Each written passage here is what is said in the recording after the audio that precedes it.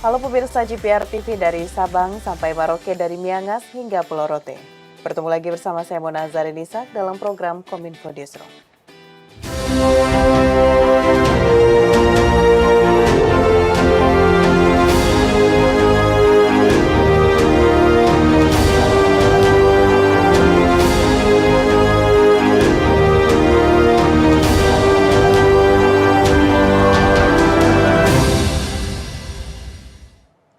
Pemirsa, kita ke informasi pertama. Presiden Joko Widodo kembali mengingatkan menteri-menterinya agar menjaga kondisi pemilu yang hanya tinggal hitungan minggu. Arahan ini disampaikan Presiden dalam rapat Kabinet Paripurna Perdana di tahun 2024 yang berlangsung di Istana Negara, Jakarta.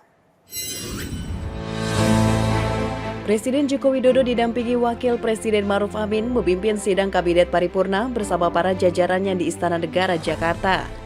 Dalam arahannya, Presiden menginstruksikan seluruh jajarannya untuk mewaspadai dinamika geopolitik global dan ekonomi global yang penuh ketidakpastian, terutama menjaga kondisi dalam negeri menjelang pemilihan umum 14 Februari mendatang. Selain terkait pemilu, Presiden juga mengingatkan jajarannya untuk menyiapkan rencana menyongsong Ramadan dan Idul Fitri pada Maret dan April 2024.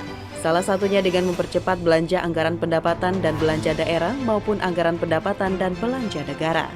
Mengingatkan bahwa kita harus waspada, terus tetap masih waspada terhadap dinamika geopolitik global, ekonomi global yang penuh dengan ketidakpastian. Perlunya kita waspada terhadap perubahan iklim yang kemungkinan bisa mengganggu musim tanam dan panen raya yang telah direncanakan, sehingga hitung-hitungan mengenai kondisi aman cadangan strategis pangan kita betul-betul harus dikalkulasi dengan baik. Saya ingin agar stok pangan terus dijaga, baik harganya maupun jumlah stoknya, jangan sampai terjadi kelangkaan dan kenaikan harga.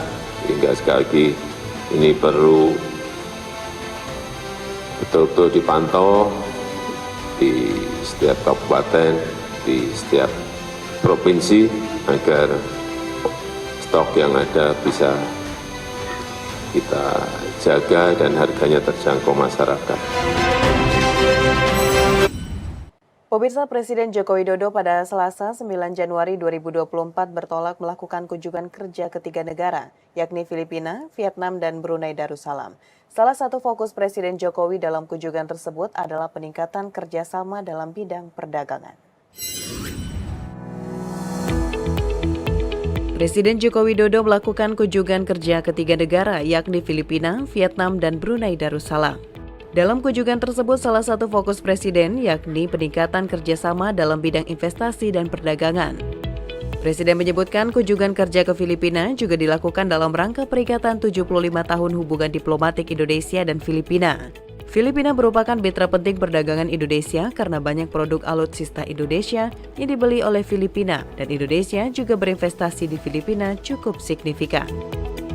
Sementara itu, Vietnam merupakan salah satu mitra strategis perdagangan Indonesia yang pencapaian target perdagangannya semakin tahun semakin membaik.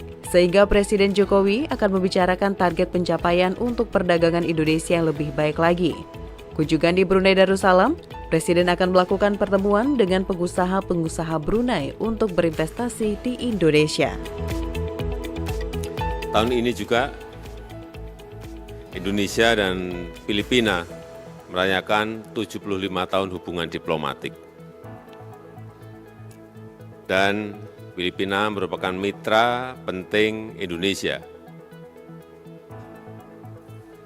Juga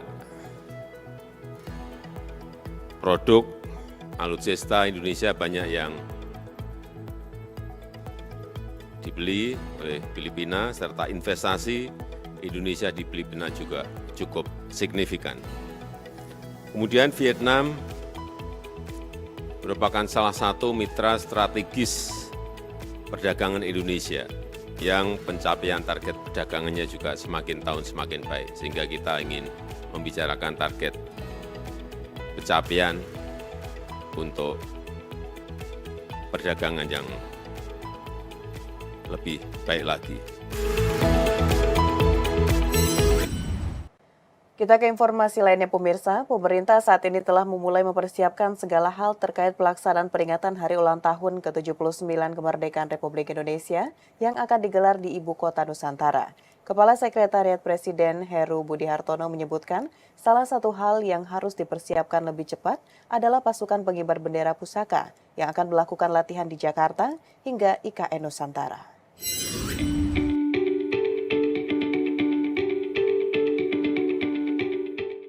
Sekretaris Kementerian Sekretariat Negara Setia Utama menyebutkan persiapan peringatan Hari Ulang Tahun ke-79 Kemerdekaan Republik Indonesia yang akan digelar di Ibu Kota Nusantara akan dimulai pada bulan Januari 2024. Seluruh pihak berkomitmen untuk dapat memperingati puncak bulan kemerdekaan Indonesia di Ibu Kota baru tersebut. Nah, tadi kami bicarakan, sudah mulai masuk ke detail-detailnya dan kami berkomitmen untuk melakukan semua rangkaian bulan kemerdekaan yang biasanya ada di Jakarta di IKN gitu ya. Jadi memang ada ketentuan-ketentuan yang harus dilaksanakan bahwa penyelenggaranya di IKN dan kita akan lakukan di sana. Tentu saja persiapannya harus dimulai dari sekarang.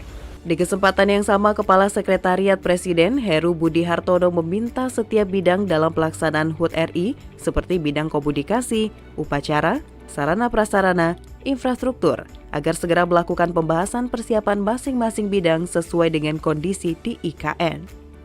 Tak hanya itu, pasukan pengibar bendera pusaka juga diminta untuk disiapkan lebih cepat daripada tahun-tahun sebelumnya, agar dapat melakukan latihan lebih optimal baik di Jakarta dan juga di IKN Nusantara. Kasetpres menyampaikan pembahasan mengenai akomodasi untuk kebutuhan menginap setiap pihak yang akan terlibat dalam gelaran HUT RI perdana di IKN juga telah dilakukan. Nantinya akomodasi akan tersebar di sejumlah tempat. Membahas terkait dengan kesiapan akomodasi, hotel, dan lain-lain. Termasuk rute, siapa yang menginap di Balikpapan, siapa yang menginap di Samarinda, pick-up-nya bagaimana, lantas nanti menggunakan kendaraan listrik, titiknya di mana itu kita bahas. Dan pendetilan hari ini dan seterusnya masing-masing, tadi saya sampaikan masing-masing bidang membahas, nanti 2 minggu lagi kita ketemu. Setelah itu dan sebelum itu, antara tanggal 19 dan 20, pimpinan-pimpinan tertentu kami akan ke sana untuk membahas detail rute pasukan Paskibra, rute pasukan, kesiapan pasukan inti bagaimana, itu di dalam istana. Kira-kira itu tadi. Presiden Joko Widodo meminta seluruh instansi pemerintah mempercepat penggabungan ratusan aplikasi layanan publik ke dalam satu portal. Portal layanan publik itu nantinya akan terintegrasi melalui pembentukan Government Technology Indonesia bernama Indonesia Digital.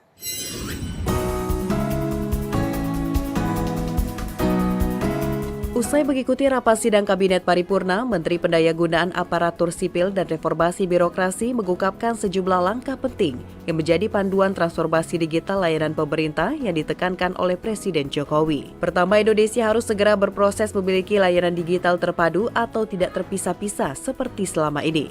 Layanan terpadu tersebut harus berbasis kebutuhan pengguna, bukan dengan pendekatan per instansi pemerintah. Kedua, untuk mengakselerasi transformasi digital layanan pemerintah, Presiden Jokowi telah menyetujui transformasi BUMN Peruri menjadi GovTech alias tim pengelola digital pemerintah. Ketiga, Presiden Jokowi menekankan perlunya kerja kolaboratif di semua lini.